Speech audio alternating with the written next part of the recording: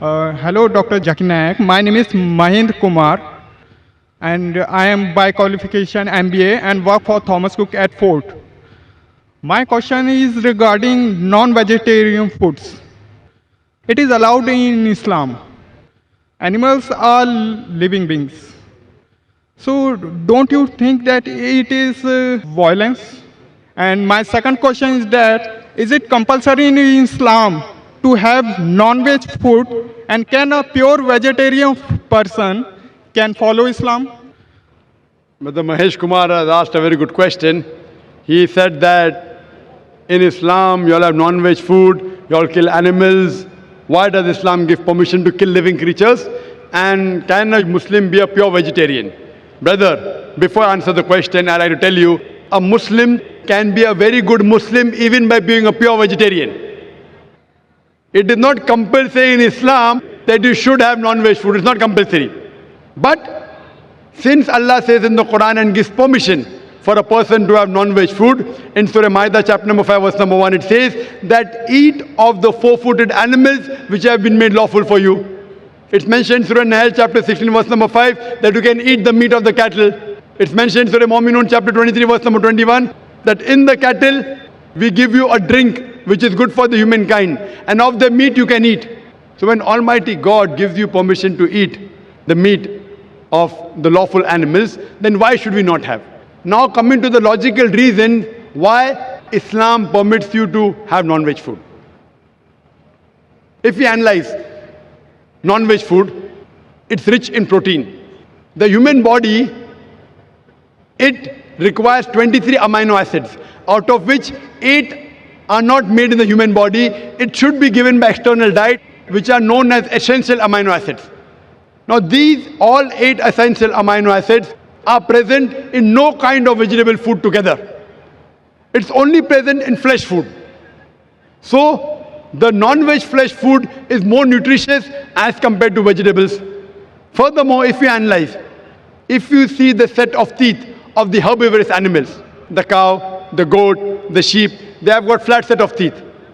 They only have vegetables, they don't have flesh food. If we analyze the set of teeth of the carnivorous animals, the tiger, the leopard, the lion, they have got pointed set of teeth. They have canine set of teeth. They only have flesh, they don't touch vegetables. If you analyze the set of teeth of the human beings, if you go in the mirror and see, we human beings, we have got flat teeth as well as pointed teeth. If Almighty God wanted us to have only vegetables, why did He give us this canine teeth? Why did He give us this pointed teeth? For what? But naturally to have non-veg food, to have the flesh food. Furthermore, if we analyze the digestive system of the human being, if you compare it to the herbivorous animals, cow, goat, sheep, they can only digest vegetables. The digestive system of the carnivorous animals, tiger, leopard, lion, they can only digest flesh food, they cannot digest vegetables. The digestive system of the human beings can digest both. It has small intestine, big intestine. It can digest vegetables as well as flesh food. It can digest both. So if Almighty God wanted us to have only vegetables, why did He give us the digestive system which can digest both? As far as you analyze, many of the Hindus think that Hinduism prohibits the eating of flesh food. In fact, if you read, it's mentioned in Manu Smriti, chapter number 5, verse number 30. Almighty God has created some animals to eat and some to be eaten. If you eat the animals that have been created to be eaten, then it's not a sin. Manu Smriti, chapter number 5, verse number 31 says that Almighty God created some animals for sacrifice. Killing them is not a sin.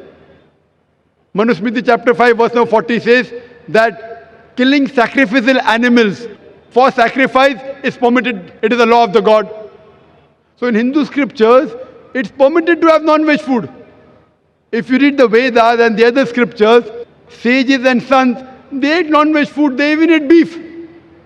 If you read Mahabharata, Anushasan Parv, chapter number 88, when the Pandavas, they gather, Yudhishthir, who is the eldest brother of the Pandav, he asks Bhishma that what food should we give in yagna, in puja, in sacrifice, so that our ancestors will be satisfied. So Bhishma replies that if you give herbs and shrubs and vegetables, our ancestors will be satisfied for 1 month. If you give them fish, for 2 months. If you give them meat, for 3 months. If you give them hair, for 4 months. If you give them goat, for 5 months. If you give them bacon, for 6 months. If you give them birds, for 7 months. If you give them deer, for 8 months. And the menu continues, big menus there. It says if you give buffalo for 11 months. If you give the flesh of cow, our ancestors will be satisfied for 1 full year. And if you give red meat of goat or meat of rhinoceros, they'll be satisfied inexhaustibly. So according to Hindu scriptures, eating non-veg is not a sin. It is because many of the Hindus were being influenced by the ahimsa philosophy of not killing any living creatures. They started accepting it. But even this philosophy of ahimsa, as you said, that killing living creature is a sin. Brother, do you know that even plants have got life? Do you know that, brother? Yes. So if you say killing living creature is a sin, killing a plant is also a sin. So why do you have plants? Agreed. Agreed. Very good. Furthermore, there are some people who say, okay, brother Zakir, I agree that plants have got life, but the plants can't feel pain. Therefore, killing a plant is a lesser sin as compared to killing an animal.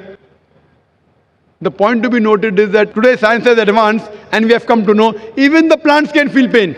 But the cry of the plant cannot be heard by the human being because human beings hear, the frequency that they hear is from 20 cycles per second to 20,000 cycles per second. Anything below and above this range you cannot hear. So there was a farmer in America who converted the cry of the plant into the human frequency, and you could come to know when the plants were crying, when they wanted water. There's another person who came and argued with me and told me, Brother Zakir, I agree with you that plants have got life, plants can feel pain, but the plants have got about 2 senses less as compared to the animals. Therefore, killing a plant is a lesser sin as compared to killing an animal.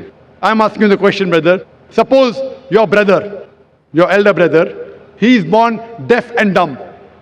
After he grows up, and someone comes and kills him, so will you go and tell the judge, me Lord, give the murderer less punishment because my brother had 2 senses less, he could not hear, he could not speak? Will you say that? In fact, you will say, give the murderer double punishment. He could not hear, he could not speak, my brother was masoom, he was innocent. So in Islam it does not work like that, 2 senses or 3 senses. The Quran says in Surah Baqarah chapter number 2 verse number 168, eat of the good things we have provided to you. As long as the food is halal, it's tayyib for you, you can have it. And furthermore, I personally have got no problem if the non-Muslim don't have non-veg. I have got no problem. Only if they tell me eating non-veg is a sin, it's a crime, that's the time I give the reply. Otherwise, if the non-Muslims in India, they don't have non-veg, it's beneficial for me. If all the non-Muslims in India start having non-veg, then the prices of mutton and beef will rise. It'll be more expensive for me to have it. So personally, I've got no problem. Hope that satisfies your question, brother. Yeah, definitely, sir. So now, if you want, you can yet be a good vegetarian. If you want, you can eat non-veg also. Eating non-veg will keep you more healthy. You can have, but even if you want to be a pure vegetarian, it's not a sin. Hope that answers the question, brother.